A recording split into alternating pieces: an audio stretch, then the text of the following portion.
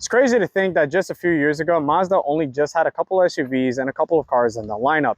Now we're starting to get new turbocharged engines, inline six engines, and completely different models in the range. And now the biggest one, hybrids. Let's go check out the CX-50 hybrid.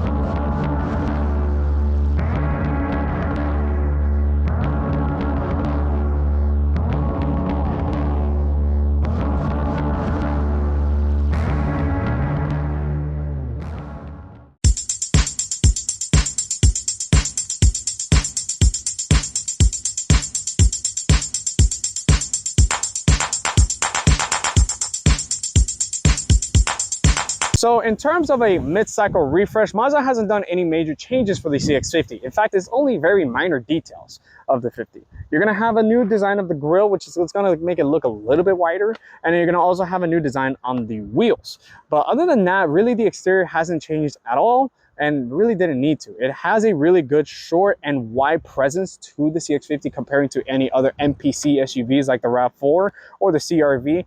And honestly, it does look really, really good overall if you're really shopping for something that kind of looks a little bit sporty, but also still practical at the same time. Kind of gives off the Subaru Outback vibes if that's something you're looking for.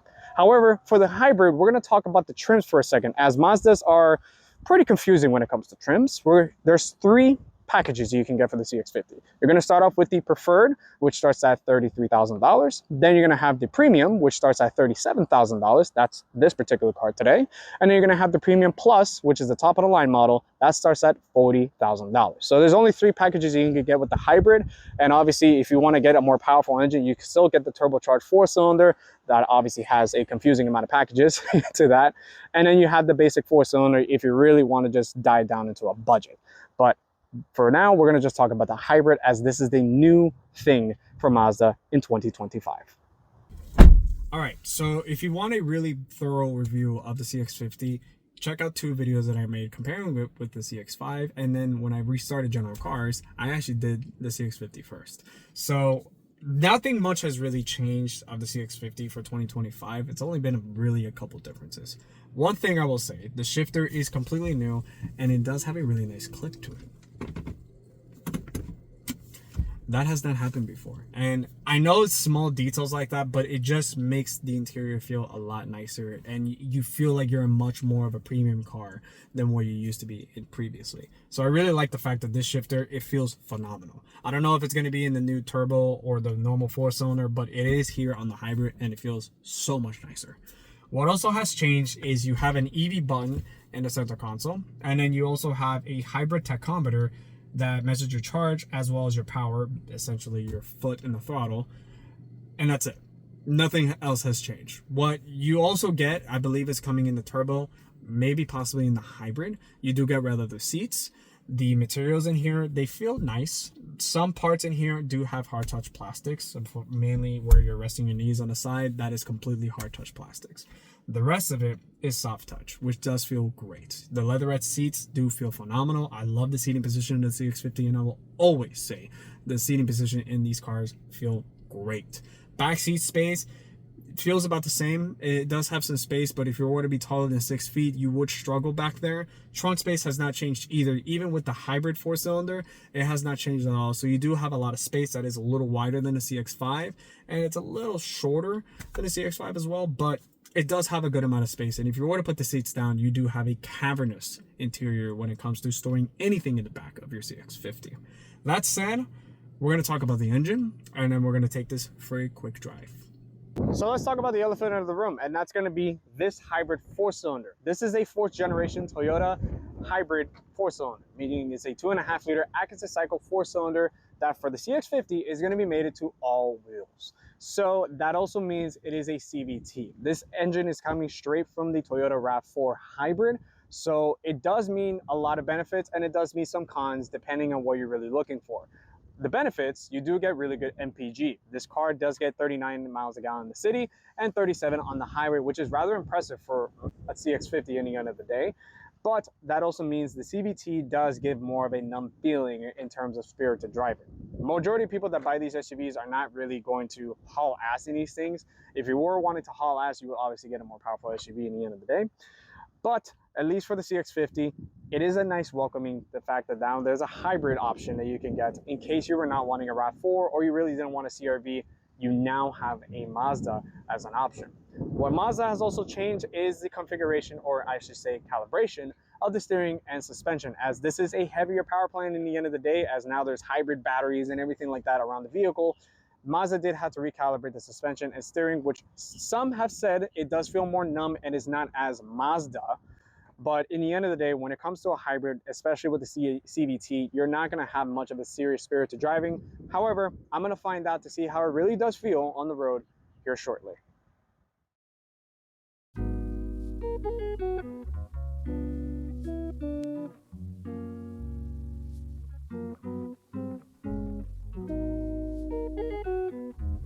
Okay, CX-50 hybrid. So I like the power of the turbo, and it's quite slow in the 4-cylinder. So let's see how the hybrid is.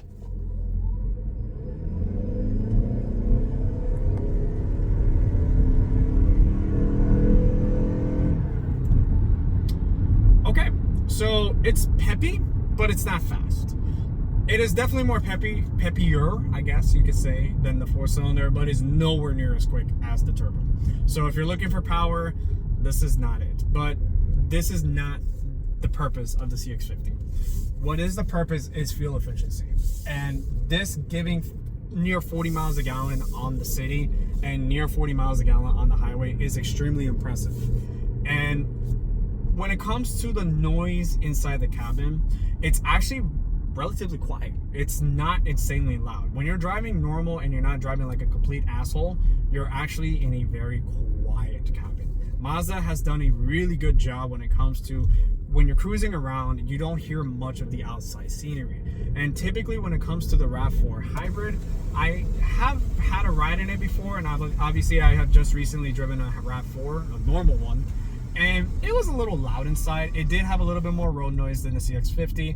The hybrid, I can't determine how the road noise would be. I would assume it'd be a little bit quieter. But what I can say, and I can vouch for Mazda, this is extremely quiet. You do have a little bit of the rattly 4-cylinder noise coming from, especially when you're punching it, but it's not extremely loud, and it's actually very refined. One thing I can say with Mazda is that they have done a very good job of making sure these vehicles feel a lot more refined and a lot more premium-like comparing to other competitors out there. Of course, this competition has gotten really good. The CRV, I have not driven one, but I have sat in it and it feels way better than it has ever before. The RAV4 is one of the more cheaper feeling options that you can get, but it just works, you know. And that's why I see that people buy those RAV4s like crazy. But if you do want something that's in a similar price range of the RAV4 per se, this is not a bad option at all. It is a really good option. Of course, the only things that I can say that I can complain about, there's two main things that I can complain. One, if you're expecting this thing to feel like a Mazda, it doesn't feel entirely like one. You do have that CVT that does ruin that spirited driving. The steering still feels good overall, but it just feels a little bit more numb. And when it comes to suspension, I do not understand why, but this thing feels stiffer.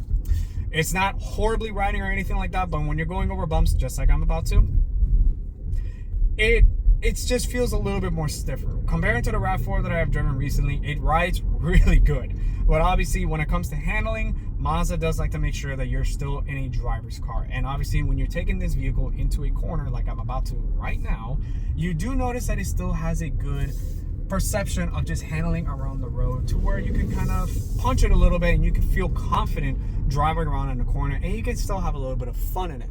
Obviously, this is not going to be a fun toy or really a fun SUV to drive anymore, as the hybrid does ruin it a little bit. But if you really don't care about spirited driving, as majority of customers that buy these cars don't, you're going to find yourself in a really nice cabin. And to be honest with you, it is a way nicer interior in the inside of a CX-50 than the RAV4. It is a little bit more simple. It does have less buttons. Obviously, the RAV4 does come with a few more features than the 50, but this interior feels so much nicer, and it just, you feel like you're more of a luxurious car in here rather than some basic NPC SUV. And that's something that Mazda still has done a great job with the 50. Even though this is more of a off-road SUV, this is still a very, very good place to be in. But overall, when it comes to everything that has changed with the 50 and things that are going to start changing forward with Mazda, it's not going to be an insane amount of stuff that Mazda is going to be doing for the 50 as much anymore.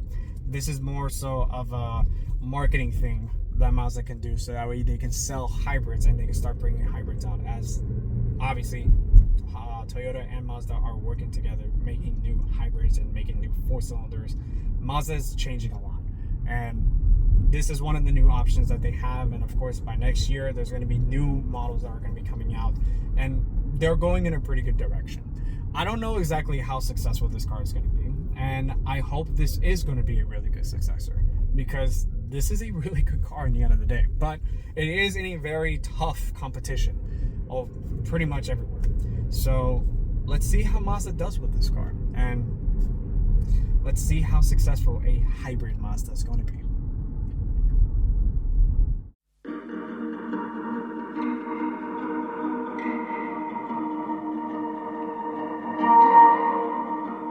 So comparing to other hybrid SUVs out there, I can't say I've driven all of them, because I have not yet. This is a very nice place to sit in. I have sat in a CR-V. I have sat in a RAV4 hybrid, and it feels just the same as a normal RAV4. And I will tell you, this is one of the better feeling interiors in the inside. Of course, the materials are not going to be Audi-like materials or BMW materials or anything like that. But of course, you're paying for a nicer interior, but not a luxurious interior. Mazda is still going for that luxurious type of interior, and they still have some things that they need to improve on. But when it comes to material choices that they have used and things that they have improved on, they have changed and improved a lot. And now welcoming a hybrid option into the lineup is going to be something that I'm hoping is a great win for Mazda, pretty much, because this is one of their first ever hybrids, and now it's starting to become a growing market for customers and everyone that is looking for a fuel efficient SUV. So this is a gamble for Mazda, and I really hope that this gamble wins for Mazda. We're going to find out to see in the next couple of years to see how the CX-50 does, as this is a first true hybrid for Mazda. Even though it's not a Mazda engine, it is going to have a lot of perks. And this having the Toyota reliability, which I'm hoping it's going to be, this should be a really good vehicle. I will say this is a car that I would highly recommend you looking for if you're looking for a fuel efficient SUV. So until then, I will catch you guys on the next video.